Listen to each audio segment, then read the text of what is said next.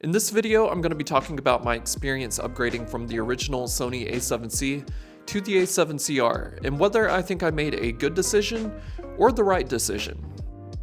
Now, my opinions in this video are coming from a photographer first perspective. I don't really use these cameras too often for video, but I will touch on the video aspects just a little bit.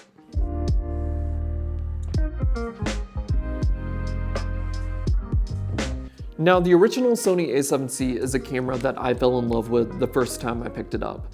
It's basically a Sony A7 III in a smaller and more compact body, but with a few compromises, but also a few upgrades as well, such as the autofocus and the color science. Now, the A7CR is essentially just an A7R5 in a smaller and more compact body, but also with a few compromises. But for me, it's not about the camera specs that determines whether it's a good camera or not, because any camera released in probably the past 5, 6, 7 years is more than good enough. For me, the most important aspect is the shooting experience, and both of these cameras nail that. But if we are talking camera specs, then the A7CR is clearly the winner. But this camera is $3,000, and if the shooting experience between both of these cameras is pretty much the same, if you already own the original, is it really worth upgrading to this camera? Like, do the upgrades really make that much of a difference? The reason I decided to upgrade to the A7CR is pretty simple. The first one being this YouTube channel, and the fact that it's been centered around Sony A7C content for years. I think many of my viewers expected me to upgrade from this camera, which just happens to be my favorite camera, so it just made sense. And the other reason being that this camera has a top-of-the-line 61 megapixel sensor, so this camera is clearly designed for photographers first, and being a full-time photographer, it also just made a lot of sense. Not to mention that prior to owning the original Sony A7C, I had the A7R II, which is a 42 megapixel sensor. So I was essentially upgrading and downgrading from that camera. But the main thing I missed was that 42 megapixel sensor because of the cropping capabilities. But luckily on this camera, it's even better. But the thing is, it's not necessary. And while 61 megapixels is incredible, I don't think it's the kind of thing to where I could never go back to a 24 megapixel sensor. Hence why I still actively use both of these cameras. Alright, so let's go over some of the key differences between the A7C and the A7CR. The original Sony A7C only has an 8-bit video codec, while the A7CR and the A7C II both have a 10-bit 422 video codec, which makes it much easier to color grade your video. The A7CR has a front dial, while the original does not. The A7CR also has a reprogrammable exposure compensation dial. The A7CR also has the new and improved menu system. It also has much faster and more reliable autofocus.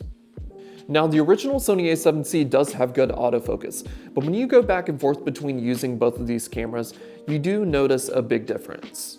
I've noticed much less delay between focusing and actually taking the photo. And last but not least, an improved viewfinder that doesn't feel like you're looking into a tiny, dark hole. But it could still be better. But then again, if you're used to using the original Sony A7C, then you're probably used to the viewfinder. I know I certainly was. So take all of those things into account if you're debating on whether you think it's worth upgrading or not. Now, with that said, do I think it was worth it? Yes, as a professional photographer, I do. But I think if it weren't for this YouTube channel, I wouldn't have been in such a rush to go out and buy it immediately as soon as it released. And that's where I have to draw the line. I think if you are a hobbyist or anything less than a professional and you don't really need 61 megapixels, then you probably don't need the A7CR and you would be better off just buying the Sony A7C II. And to be completely honest, having all of the quality of life upgrades in this camera compared to the original are great, but if I never had this camera in the first place, I don't think I would feel like I'm missing out. Now, of course, even back when I just owned the original Sony A7C, I knew that there were better cameras out there with better features like 10-bit video or a joystick on the back. But that's the camera I enjoyed shooting with, and it made me want to go out and take photos.